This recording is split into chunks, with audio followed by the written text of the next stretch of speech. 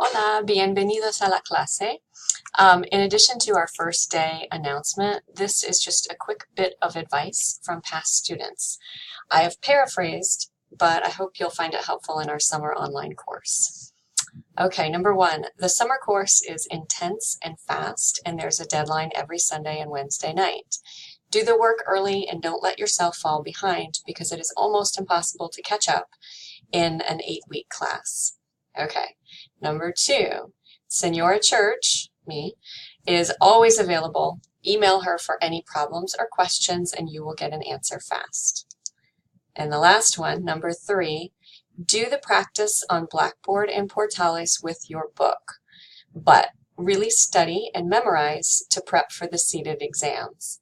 Also, don't rely on the internet because you won't remember any of it on the tests. Buena suerte en la clase.